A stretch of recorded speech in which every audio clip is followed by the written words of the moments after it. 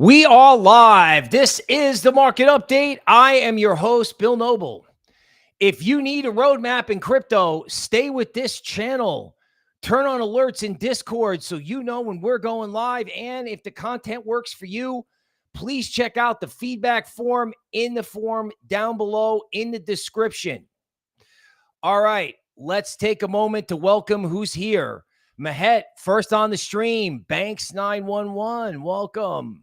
Zepedas, Miguel, Alexandra, Brandon, Mr. Lim, welcome. Gian, big fan. Michelle, welcome to the show. Lucas, Lee, welcome to Kaizen, brothers and sisters. All right, we got news. We got a little micro strategy and the Bitcoin ETF. What are we going to sell? What are we going to buy? It's time to play the rotation game. Let's crack into it.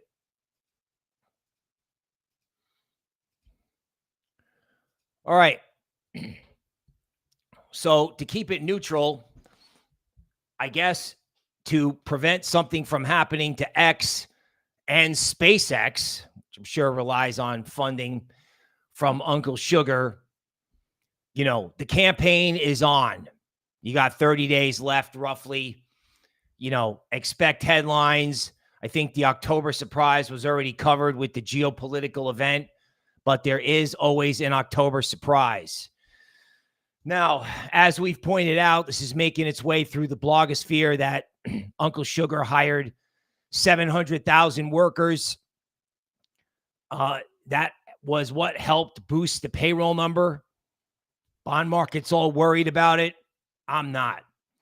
When you see these things happen, when you see negativity, I say express that view in crypto. If there's an economics angle that's important, it's that, you know, this type of spending has to be unwound. So one way or the other, right? If they don't unwind it, the bond market's going to make them unwind it. My guess is if there's a change in administration, I mean, Elon is already talking about what he wants to do with the government workforce. Either way, whatever negativity is out there, I say point that towards crypto, towards being positive crypto. Now, we've heard a lot of hootenanny over the last 2 days that China's stocks are better than Bitcoin. All the speculators and the gamblers want to get Chinese stocks. So, okay. So last night, Chinese stocks went down, and it basically accounts for every article that there is. China vows to hit economic goals, but it stops short of giga stimulus. So Chinese have not yet figured out that once you start printing, you cannot stop. And you have to keep one-upping yourself. Hong Kong gearing up to approve crypto exchanges. So, crypto coming to Hong Kong. They have a Bitcoin ETF. And guess what? They're coming back to crypto. They're coming back. We'll go over the charts of the Chinese stock market, straight up, and then huge 10% correction last night. I find it hard to believe that people want to chase that rather than looking at crypto. So again, stocks rise and fall in Europe based on what Chinese stimulus is doing. You know what I'm saying? Like, do you think the media is a little bit obsessed with this? Bullish Bitcoin hopes dented as China stimulus plans eased. People, they can think that they're not going to give the market sugar. They're going to give the market sugar because they're deflating. They are deflating. 20% of the world's economic growth is in a deflationary contraction. I don't see how you have an inflation problem and interest rates super high with that kind of contraction and a rationalization in government spending inevitable, right? Because if you don't rationalize the government spending, you wind up with a bond market problem that I would just assume not talk about and rather focus on being positive crypto. So rate cuts have not yet worked their way through the system. Housing is responding, but business and consumer borrowers are still struggling with payments. In other words, rates went down for institutions and wealthy people buying homes, but nothing's happening on credit cards. Nothing's happening, right? 50 basis points is nothing. The Fed has to get Fed funds down to 3% or 2% before it starts making a difference in things like car loans, particularly with people's credit suffering. So bottom line is Fed's got more to do, right? Hopefully the economic data allows them to do it. Hopefully they can get truthful economic data, but they got more to do. The Chinese got more to do. The Fed's got more to do. They got more to do. That's how I'm looking at it. Okay. The Fed calls for a balanced approach to future cuts. They have to balance inflation and unemployment. And they also have to look at the destruction from the hurricanes. That's going to dent economic growth. It creates or it begets creative destruction, which means, everything has to be rebuilt. But, it's very much of an economic disruption that argues for lower rates. The Middle East is a wild card, right? I mean, I think the market is afraid of another round of disturbing news. What happens if the disturbing news is temporarily disturbing or just doesn't disrupt markets like the first couple rounds did? I guess it can always escalate massively. I get it. But what do you want to do with crypto if that happens? I think you want to add to positions because the Middle East situation is more of a stalemate than people think. We'll see if I'm right about that. Okay, more distractions. Poly market. What does that have to do with Bitcoin? The fact that, people are buying PopCat and stocks and not Bitcoin is really the issue. Okay. Bitcoin ETF, big inflows. Ether ETF is 0. Meanwhile, ETH is trying to fix the narrative, right, by getting throughput better.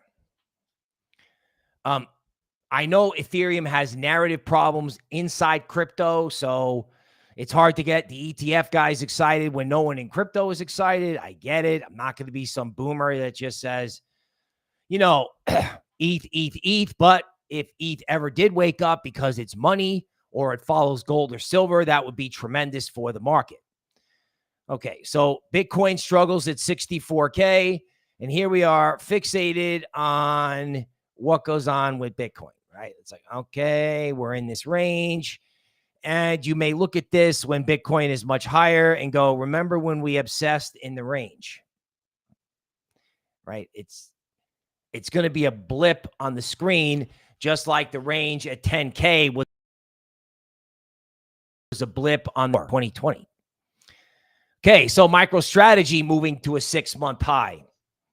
People very interested in high beta Bitcoin exposure instead of NVIDIA, right? It's a very, very, very powerful message.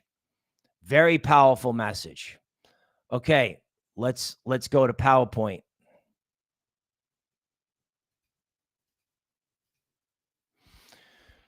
Okay, we have, whoa, Coda, Daniel Plays Paintball, JJ, Miklo, Malik, Arendam, what's up? Okay, a lot of charts in PowerPoint today.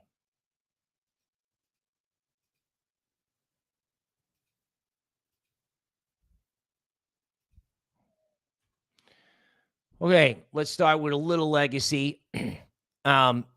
The yield curve can be seen as a metric of distress. When the yield curve is flattening, particularly when, the spread between short-term and long-term yields falls below 0, it can be a warning sign of stress. That could be recession. That could be excessive government spending. Note, the bond market reflects stress, yet crypto goes up. It's possible that Bitcoin could decouple from legacy and altcoins could decouple from Bitcoin. It's possible. So, rather than get fixated on this, I want to get fixated on buy the dip in crypto. So here is the one Chinese stock index, Hang Seng. As you can see, it wiped out essentially 1.5 years or, almost 20 months of declines in a matter of days. You have to wonder if there's a hedge fund out there that's going to have a problem. And you also have to wonder when this reaches the Lux Algo premium zone, whether it's time to sell Chinese stocks after retail got sucked in and think about buying something else like Bitcoin. Okay, again, mainland Chinese stocks straight up to the Lux Algo premium zone and then correction.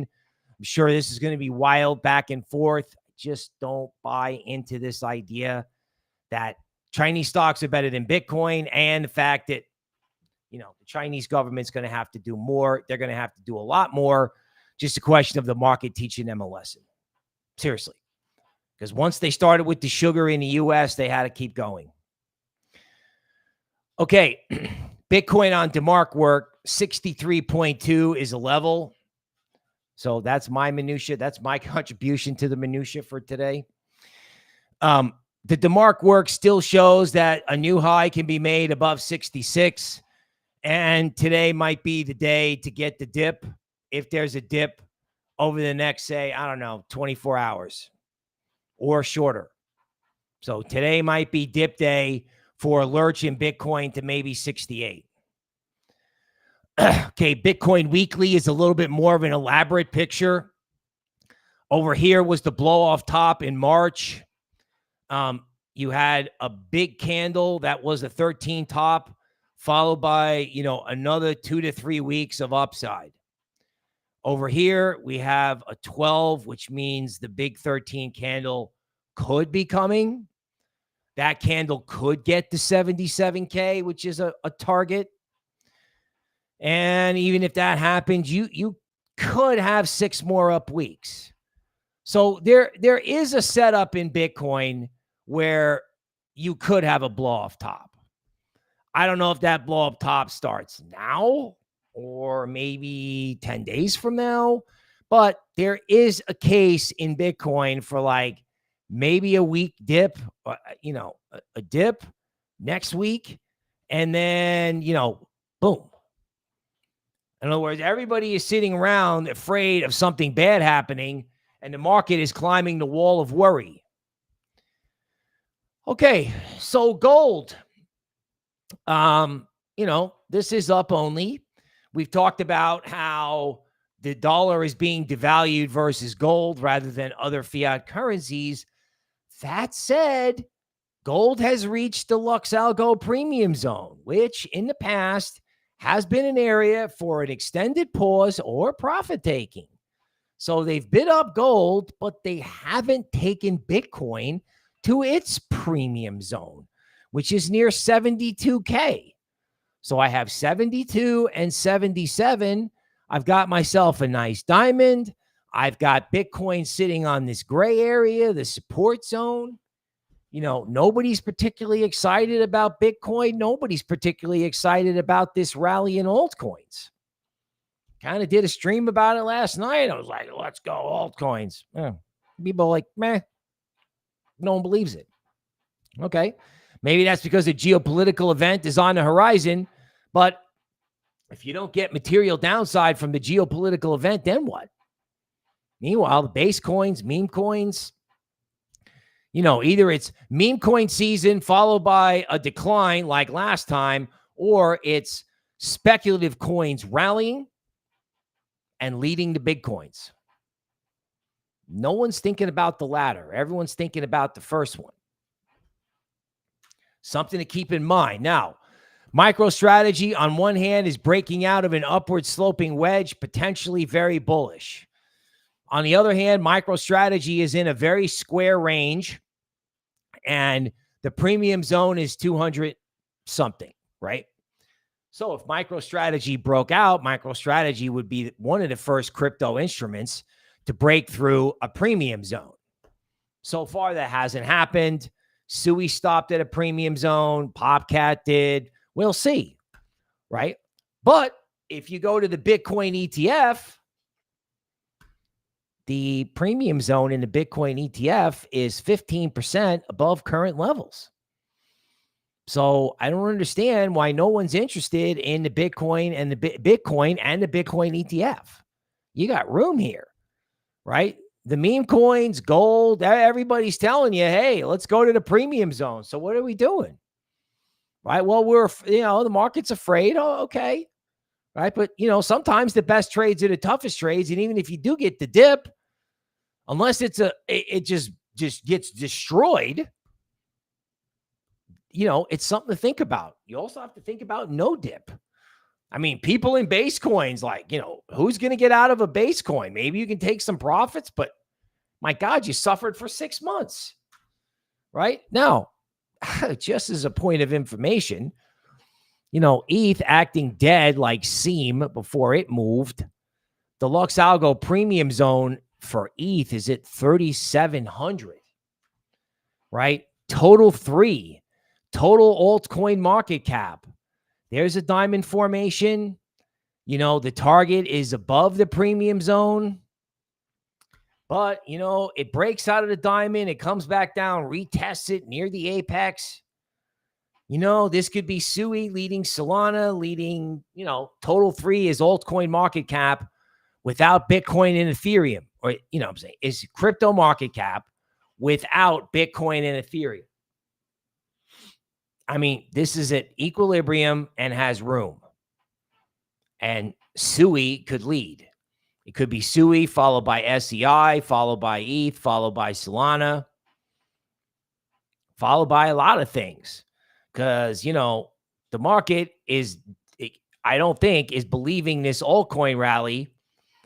Total 2, that's total crypto market cap without Bitcoin. So it includes ETH. Lux Algo did put out a sell signal on the geopolitical news, and this has not turned around yet. So there's 2 ways to look at that, right? You look at it as like, well, maybe I can just chill out and wait for a dip or wait for this thing to go up and reverse itself. That's fine. Right. But, my question is, what happens if you get the dip and it comes back? There's a lot of coins that look like this. There's a lot of coins that are basing. Some coins are at their premium zone, and some things haven't done anything. ETH and Total 2 are in that category where, they haven't done anything. Really? And what happens when they do? And remember, SEAM, DGen, all these coins, before they started moving, they looked dead. They looked absolutely dead. Arkham was dead and it moved, right? They just looked terrible.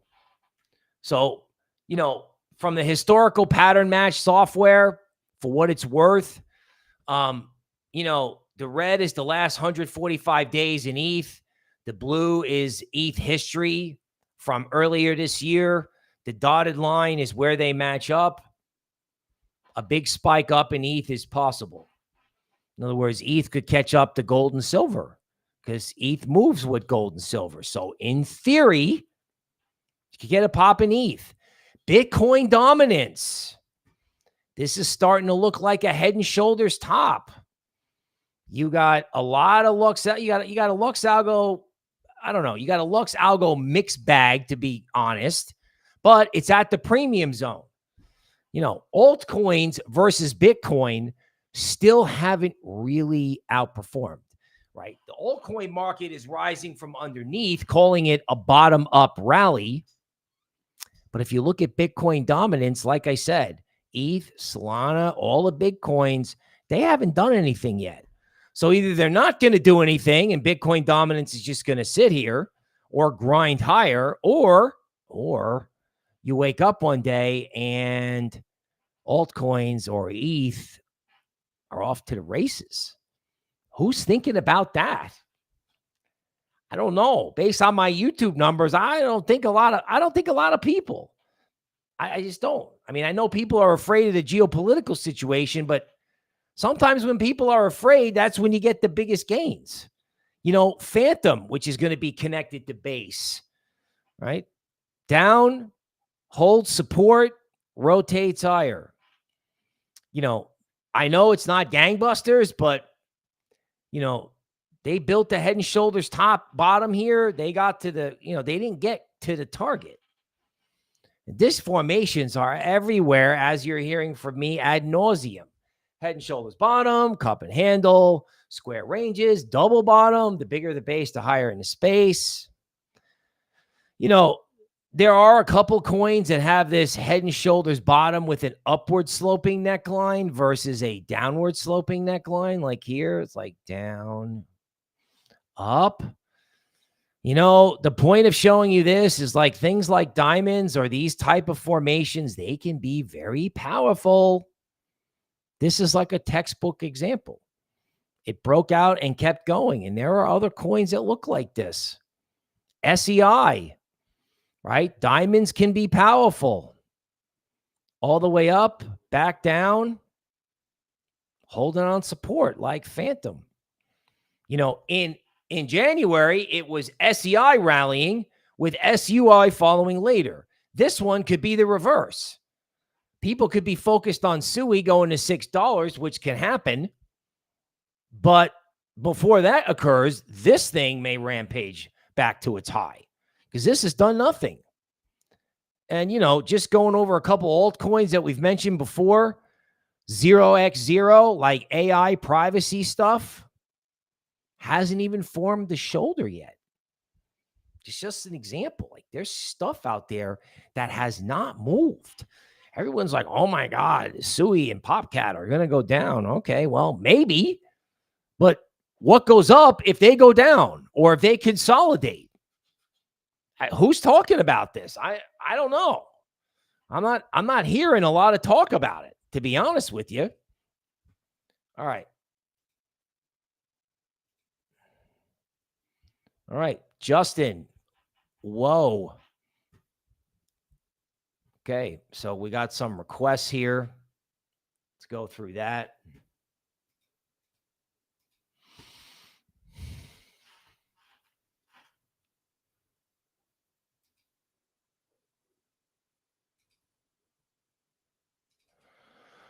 Okay, so SUI has reached its premium zone.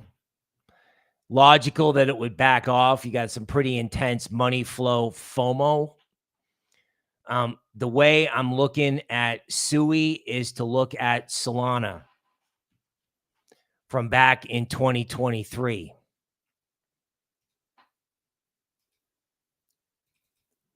So if you go back and look at this, the way this acted last year, right? So Solana started at 16 and made this huge spike to 60. Okay. I think this could be the equivalent of what happened yesterday in SUI. Let's label this. So what you got was profit taking, followed by FOMO, followed by more serious profit taking, followed by a range where people thought it was over, followed by up, sideways, up. I don't see any reason why SUI can't do exactly this. A lot of people looking at $6, $5, $10. Yeah, that's all possible, but that won't be easy. And I think the question you have to ask yourself is if SUI did move like Solana moved last year, the whole rest of the altcoin market went with it. That's the thing people may be missing. Just saying. So, if you get these big moves, what's the second order effect? Okay, Velo. So Velo is consolidating. I think you can draw this as like a downward sloping wedge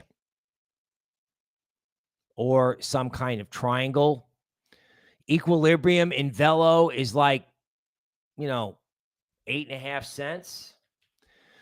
So Velo hanging around 8.5 cents is not the worst thing in the world at all.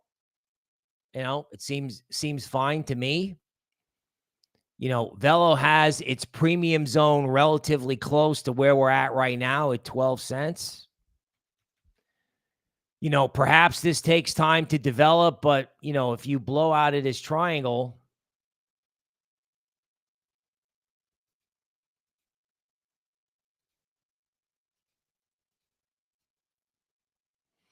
the upside target is a little bit above the premium zone at 13 cents. I'm just guessing with Velo, it just takes time to develop. That's all.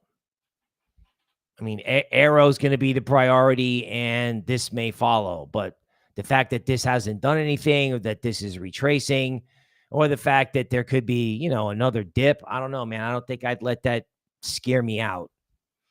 If you put up with all the negativity and all the pain, if you put up with the pain, then you got to stick around to get the gain. I mean, that's my opinion. I mean, that's easy for me to say with somebody else's P&L, but still, right? Fetch. So the super intelligence token is traveling in this upward sloping range. It looks like all the money is flowing into Tau. Equilibrium is at 1.6. Premium is at 2.6. So this whole AI trade still has a lot of room. And if you have soft red days, one or two soft red days in altcoins, I think you got to take a hard look at the coins. Everyone's waiting for something negative to happen. And I talked about this, right? If they give you dips, you may have to take advantage, especially if you're underinvested. If you've been holding on, I mean, if you held on for this, if you lived through this, this is a complete and total give up trade, right? This was mass liquidation in here, according to Lux Algo. And this is like the artificial intelligence super token. This could be in one of the, this could be in the Magnificent Seven. If you live through that, then I don't know. Not investment advice, but, stick around and make them push you out, because they sure tried to push you out there. I don't see any point. I don't see any point in giving up. Okay. So Arweave. Okay. So Wokoda is asking me about like what's underinvested. I mean, I can't really give you asset allocation investment advice, right? But, if you had a total amount in your portfolio, well, let's put it this way. I know a guy who says you got to have 50% stocks, 20% Bitcoin, 20% cash. That's legacy. Okay. So if the legacy guys want to have 20% cash, how much should a crypto person have? Like if someone's got 50% equities and you don't do equities, what would that say about crypto? Could it be 50 crypto, 20 equities, 30 cash waiting for something else to happen? Maybe. Bitcoin ETF, perhaps. All right, so let's look at Arweave.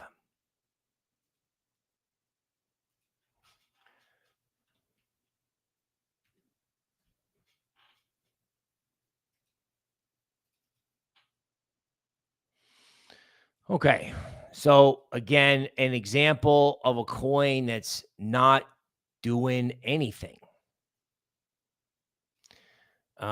These X's indicate further corrective activity is possible, which is kind of what's happening, right? It just kind of slumps.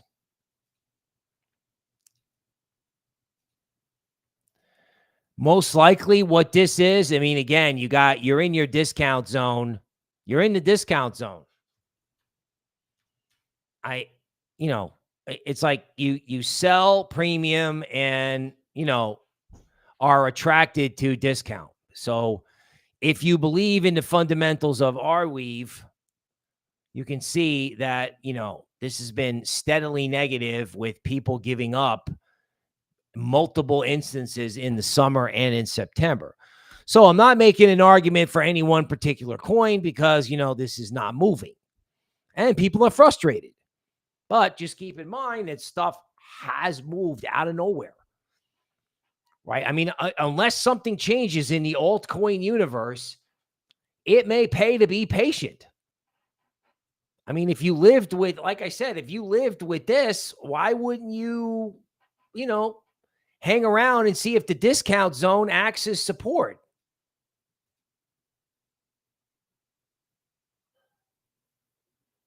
Okay, somebody was asking about velo, not velodrome.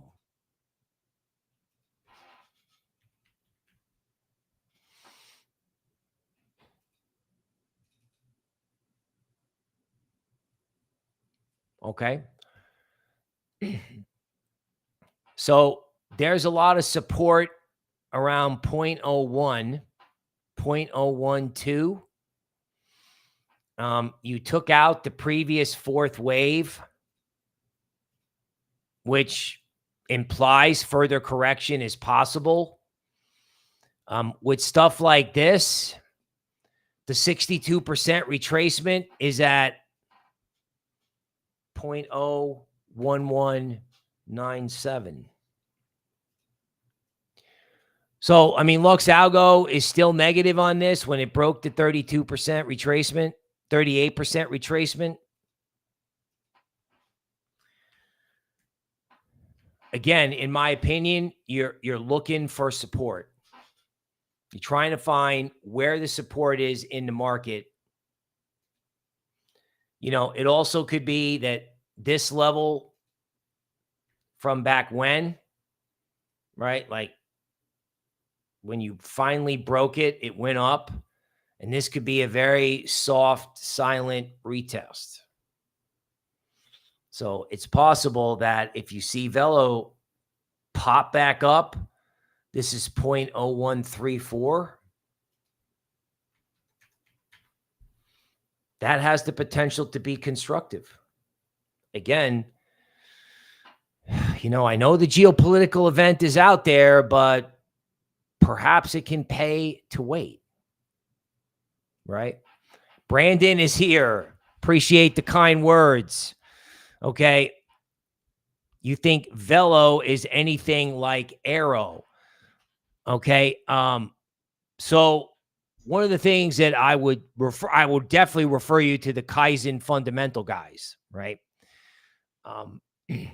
Arrow is the primary DEX of base. Like that's Uniswap, and Velo is Sushi Swap, although that's probably an oversimplification. In my opinion, trading going forward in the ETH universe will be on base, not Uniswap. Uniswap was up big yesterday. It's like base and Jupiter, maybe, right? In other words, or, something going on that Sui blockchain because memes are coming out every day. Base has a combination of memes and tech, degen, all this stuff. All this stuff, the future of finance that had value propositions and still has it. You just had a huge drawdown. Okay. So I want to keep it simple. There's a case for Bitcoin. There's a case for the Bitcoin ETF. There's a case for crypto in general, mainly a decoupling from everything else.